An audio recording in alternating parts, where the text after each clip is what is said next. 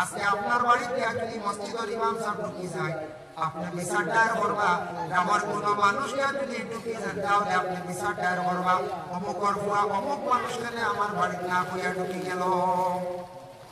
একটা খারাপ আগুনের মধ্যে আরো একটা বেহাল অবস্থা আসলে সময় মানুষ মানুষের ঘরে যাইতো ঢুকিত কোন ইজাজত লইতো না, বলে আইতাম নি জায়গা দিবাইনি ইরা না গিয়াও ডাইরেক্ট ঢুকি যাইতো গিয়া। ইরা কিছু মানুষের বুড়া অভ্যাস আছে। আমরা দেশ দেখুন জানি কিছু মানুষ এরা বাইতা করেন খুব কম সংখ্যায়, কম পার্সেন্টেজ 5% কিছু মানুষ আছেন মানুষের বাড়ির মধ্যে যান গেলে ভাগ করবেন পূজায় জানিয়া রাখবা মানুষের বাড়ি গেলে যে কর দিবা আপনার অকর অবস্থা আপনার দ্বিতীয় ঘর যাইবা পারমিশন দিলে যাইবা নতুবা আপনার যাওয়ার অধিকার নাই। বিনা ইজাজতে অন্য রুম অন্য ঘর যাইবার আপনার কোন পারমিশন নাই, জায়েজ নাই। বিনা ইজাজতে অন্য ঘর আপনার বিনা ইজাজতে বাড়ির ঘরের মধ্যে ঢুকে আপনার জন্য জায়েজ নাই। মানুষ আসল মানুষের ঘর যাইবা হইবা ভাগ করবার হয় উকি দিতাম উকি দিলে ছেলের বউও দেখা যাইব অমুকরেও দেখা যাইব। এটা বড় বদ অভ্যাস কিছু মানুষের আমাদের দেশে পাওয়া যায় মাঝে মধ্যে।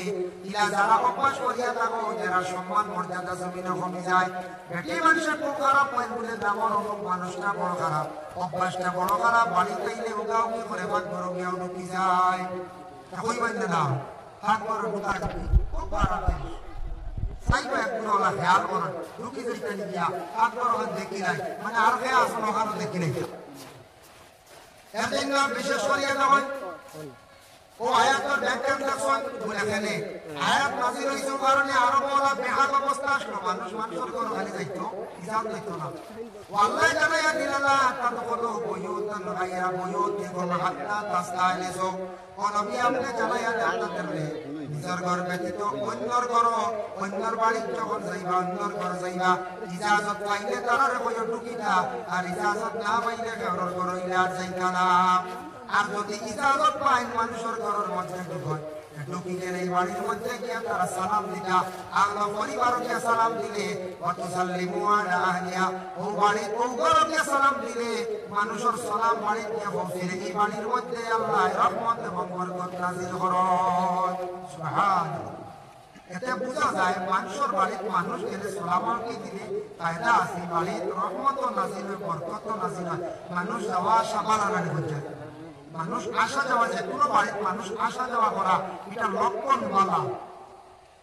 এখন কোন বাড়িতে একটু নাই যে বাড়িতে যদি গুয়াও বাড়া এই বাড়ি মানুষ লাগানো হচ্ছে এখন তুই না মানুষ আল্লাহ দোয়া করে দিবা তাই নিতে পারো নিজের জায়গা থাকতে পারে যে বইতে বইতে চা তো নাই নাই ভান তা বাড়াতে রাখা ভান বুঝেছি ভান নাই পুরানো হয়ে গেছে এটা যাবো না বলছেন হয়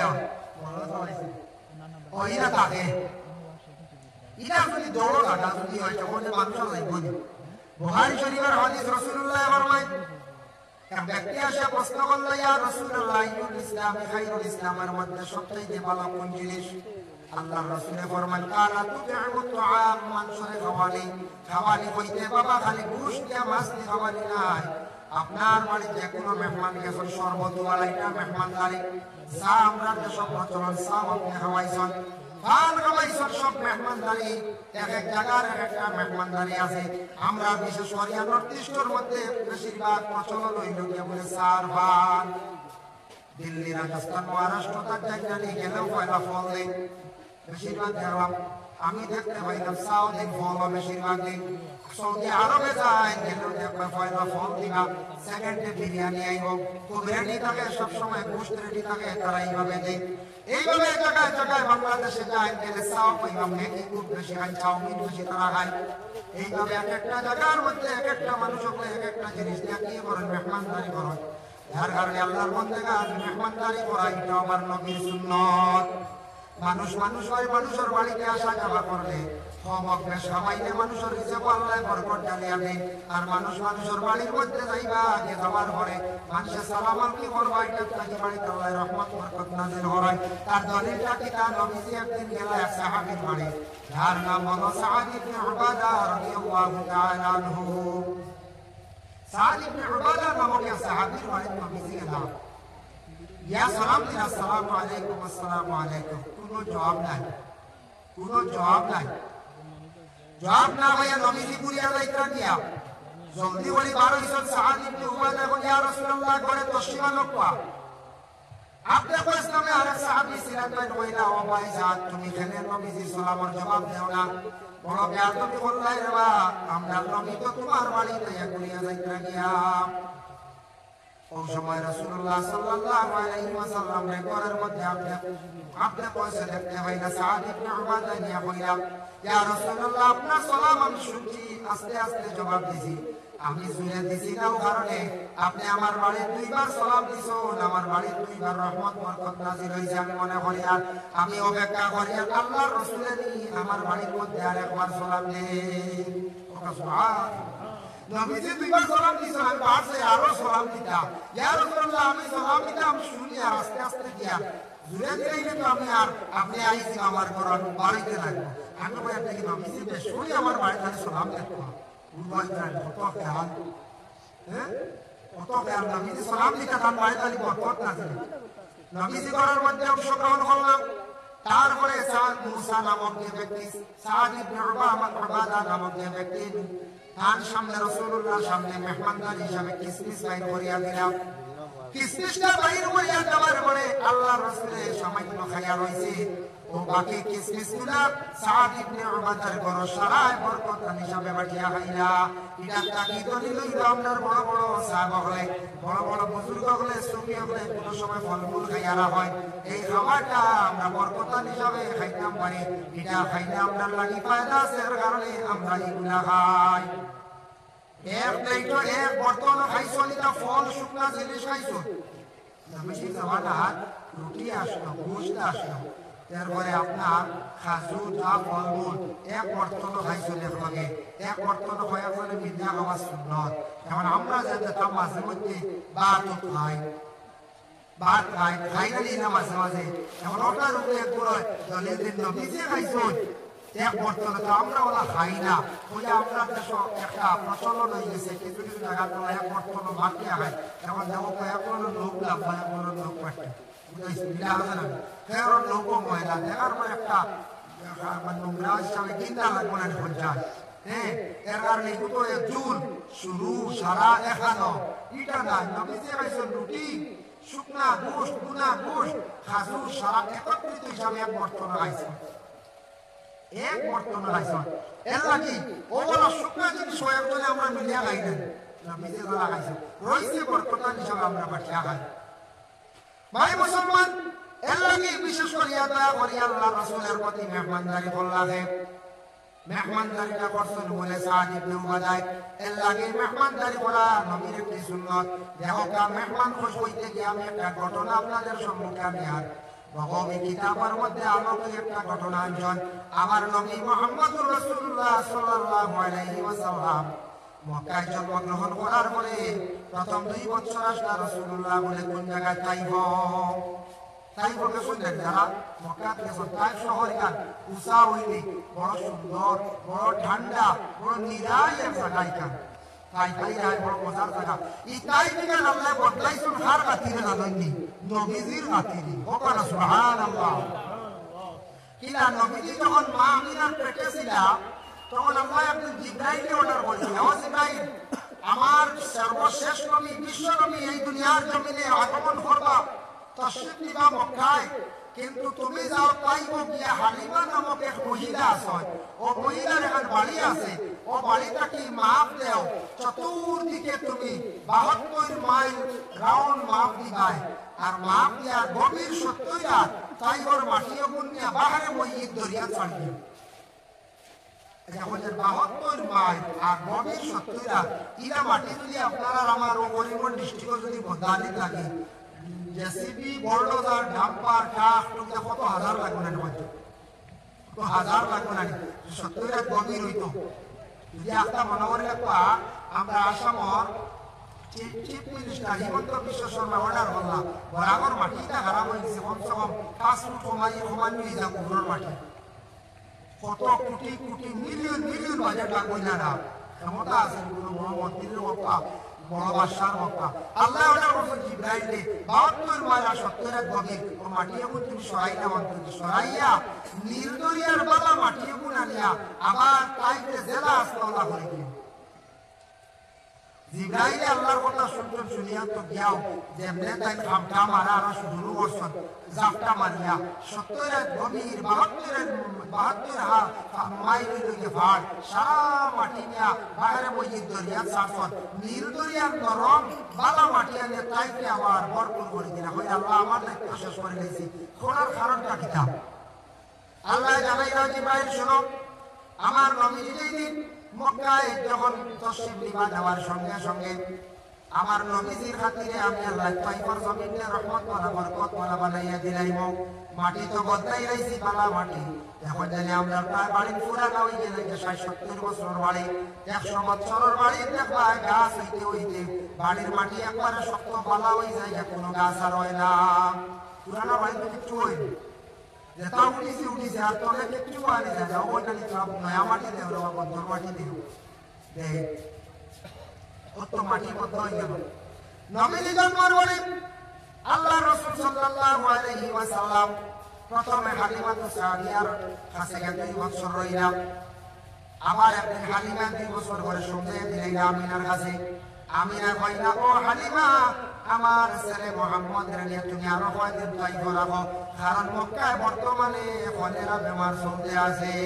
কলেরা বেমারের কথা কিতাবাদিত আছে, মহামারী বেমারের কথা। সেই সময় সেই যুগে নবীজির জমানায় ছিল। আমার নবী যখন ছোট আসলা সেই সময় মক্কাত বাবা কলেরা বেমার আসলো। এই বেমার হলো না আসলো। হালিমা তুমি আরো কয়দিন রাখো। হালিমা আরো 2 বছর রাখলা। কয় বছর? 4 বছর। 4 বছর রাখলা। এরপরে আমিনের সঙ্গে তার ছেলে মানে নবীজির সন্তান করে 7 নম্বর বয়সকালে 7 বছর আশপাশ বয়সকালে আমিনা ইন্তেকাল হয়ে গেল, দুনিয়ার জমিন ছাড়ি দিলাম। এতিম বুড়া এতিম নবী হয়ে গেল বাবা। মূলত বাবা নাই, মা এখন মা মারা গেল। দেখতে দেখার বলে আব্দুল মুত্তালিব দাদা দাদা সর্বশেষে সমঝাইয়া দিলাই না ছোট ছেলে আবু তালিবের সঙ্গে। আবু তালিবের লোক ধরে দেয়া কইলা, আবু তালিব আমার আবু লহব দেওয়ার ইচ্ছুক আমি দিলাম না। আবু সাহেব তো আমার নাতি মারি লাইব। জানিয়া রাখো আব্বাসে আমার তার বড় পরিবার, আব্বাসের কম যদি তার পরিবারটা বড়, তার টাকা পয়সা বড় কম। হামজা এবার টানে হামজা বাড়িয়ে করে চেষ্টা করি না। হামজা আসলা যে নবীজির চাচা, হামজা সব সময় তাই বাইরা থাকতাম, বিদেশ থাকতাম। বহু জমানা তো বিদেশ আসলো, কিতাব বলা দেখা দেখলাম তাই বিদেশ থাকতাম। বললে আবু তালিব তুমি সব থেকে ছোট, আর তোমারে দেখে আমার নাতিয়ে বড় মায়া করো মোহাম্মদে, আর তুমিও মায়া করো। তোমার দেখতে থাকো, আমি আর একটা কোনদিন মারা যাইনি। বলে দাদা আব্দুল মুত্তালিব মরি গেল গিয়া ও বয়স ও বছর আশপাশ 8 মারা গেছে। নবীজির বয়স 8।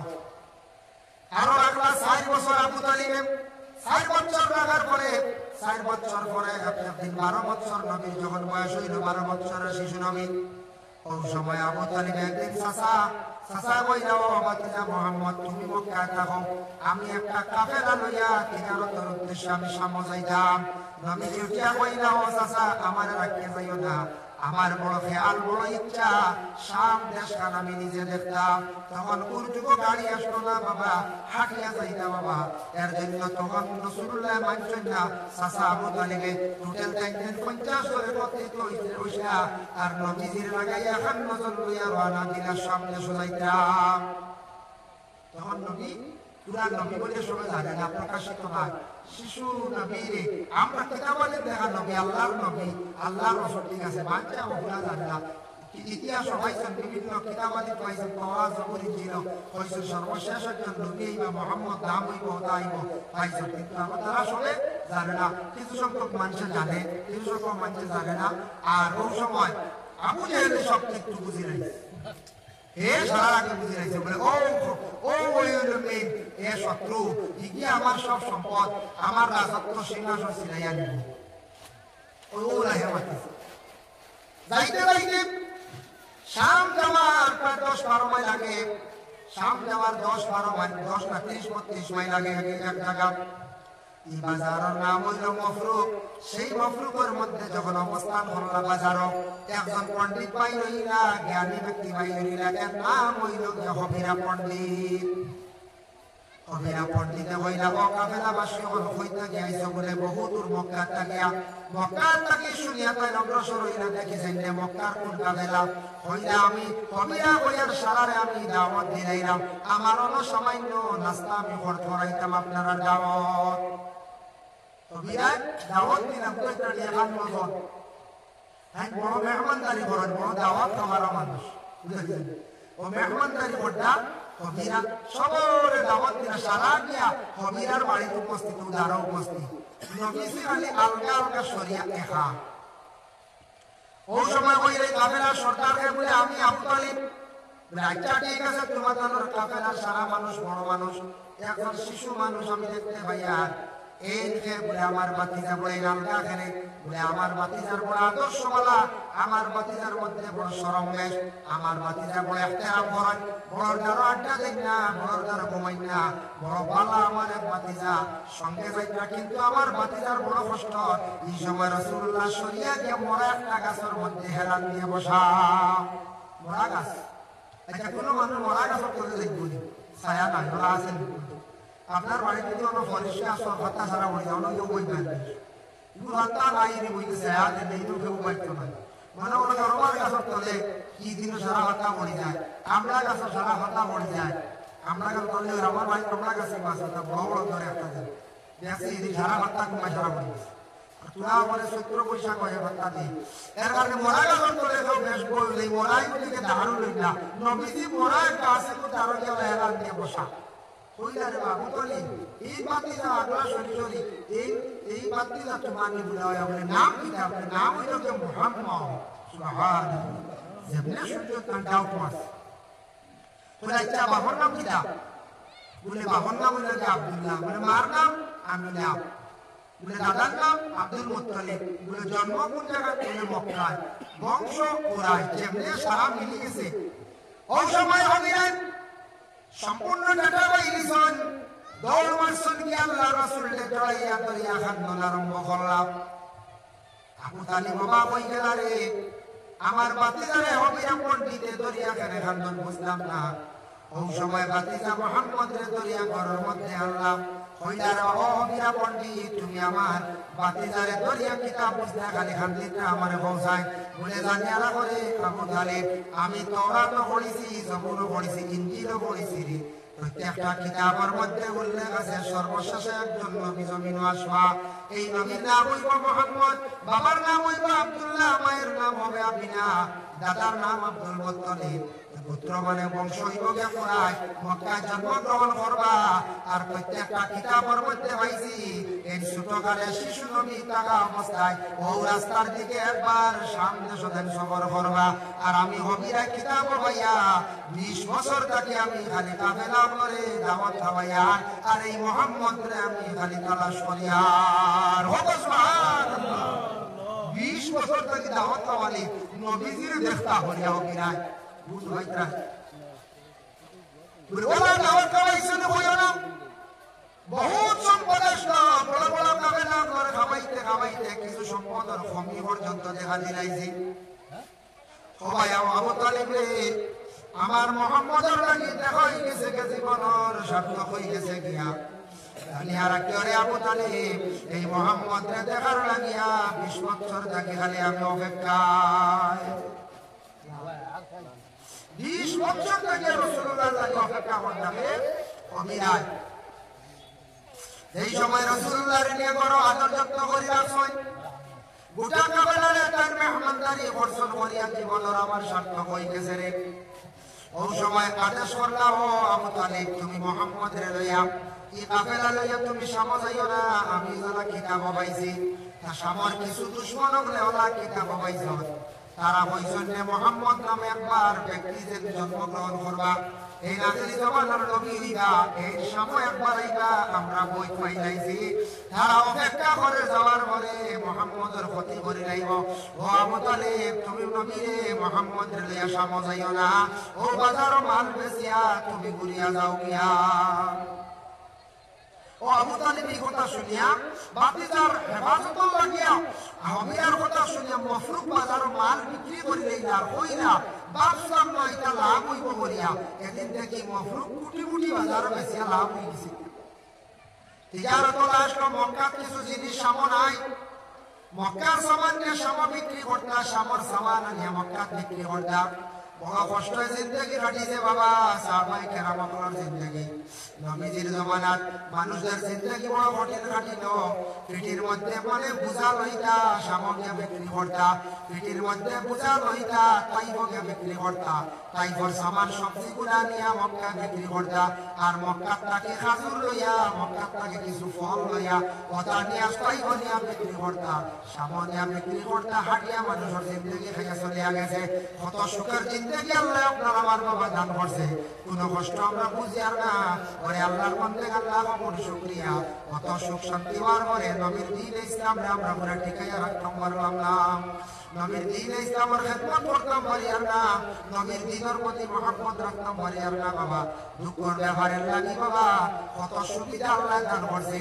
আজকে জায়গায় জায়গায় মসজিদ আছে অবস্থিত মসজিদে গেলে দেখা যায় জমাত নাই জায়গায় জায়গায় দিন টিকাইবার লাগি মাদ্রাসা আছে মাদ্রাসার কমিটি বানানো হয়েছে কোন সময় সিটি 50 খান মাটিলে মাত্র দেখা যায় 10-40 নাই দিনের খামে ডাকলে মানুষ মিলে না বাবা ইনো কোনো ফায়দা নাই দেখুন কোনো লাভ নাই গেলে তো দেওয়া লাগে বাইরে ইনো দিলে কিন্তু আখেরাতর বুদ্ধি খারাপ করতে হয় দুনিয়ার জমিনে কোনো স্কুলের মিটিং হইলে কমিটি গঠন করার লাগে মাইর পর্যন্ত লাগি যায় স্কুলের ভিড় আর ভিড় দেখবা কারণ ইনো দায়িত্ব হইলে খামাইব পয়সা মিলব মনে হয় চাউলাইব মনে হয় ভাত তুলব আমি মনে হয় ওই আমার পুরা জানা নাই স্কুলের কমিটি হইতে অন্য কোনো কমিটি হইতে কোনো খামার কমিটি হইতে মানুষের সীমা নাই বাবা মাদ্রাসার কমিটি দিনের রাস্তার কমিটি ডাকিয়া নিয়ে নাম বলে খালি যায় না কই বলে কেউ নাম ও ভাই জানিয়া রাখলে দিনের খালি বইয়া মরার চেষ্টা করো কোন মসজিদের কমিটির নাম যদি থাকে রে কিংবা তো মাদ্রাসার কোন কমিটির যদি নাম থাকে রে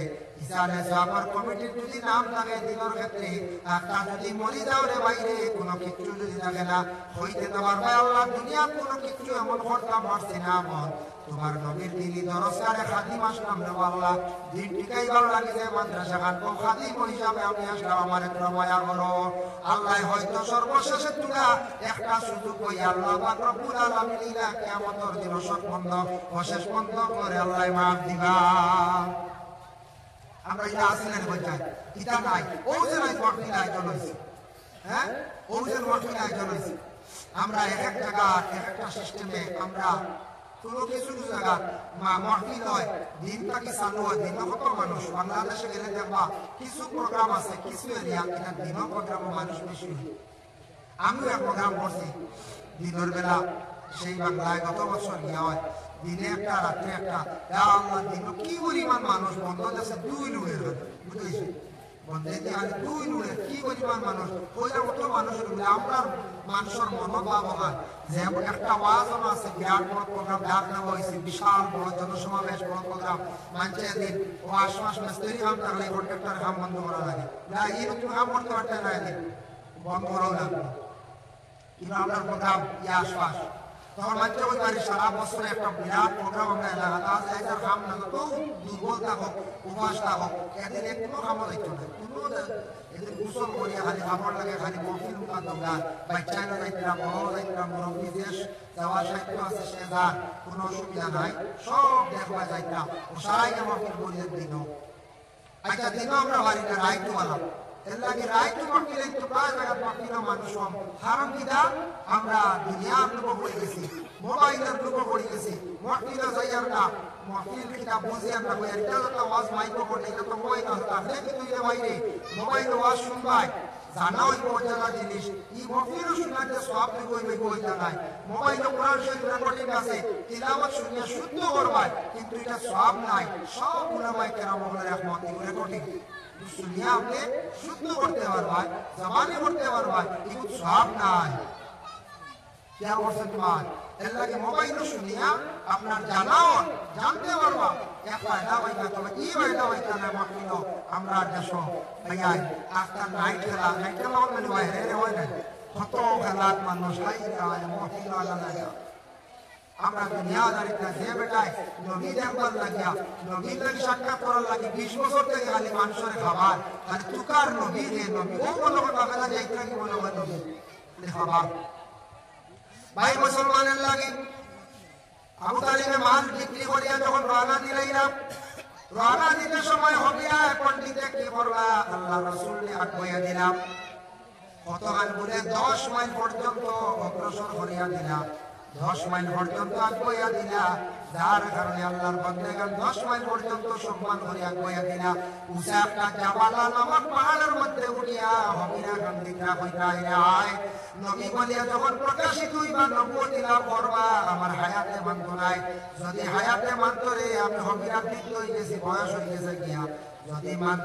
মানত হায়াতে পাইতা যদি না পাই তাহলে সর্বপ্রথমে নবীর হাতে হাত রাখি আমি বয়স হইতাম এই নবীর উপরে ঈমান আনছেন কিন্তু ঈমান না যে বয় তোর মাত মাতিস এখন তো বয় দিতাম পারতাম না তাহলে মানতো না ওটা বুঝতো না ওইটা আন্দাজে তুমি খালকে হার কাছে বয় তুইতাই এর লাগে এই নবী যখন নবী বলিয়া প্রকাশিত হইবা যেদিন ওয়াকবারে ও নবীর কাছে সর্বপ্রথমে গিয়া বয় তুইলা মনে আমার সব জীবনের শর্ত হয়ে গেছে নবীর লাগে হয়ে গেছে 10 মাইল পর্যন্ত আটকাইয়া দিয়া উষা পাহাড়ের উপরে উঠিয়া হকিরা কান্দিলা সকুরবানি ছাড়লাম ও বাইরে মানুষে আটকাইয়া দেওয়া এটা সম্মান করা আপনার বাড়ির যদি কোনোদিন একজন কুটুম যদি আয় আটকাইয়া যদি সম্মান করলা আবার কুটুমরে আটকাইয়া দিন আপনি আবার সম্মান করলাম আল্লাহর বান্দাগান আর আগে দিন না একটা ক্ষতি নাই দেব জানি আপনার বাড়ি কুটুমে করে নয় আইটা আপনি যদি ফোন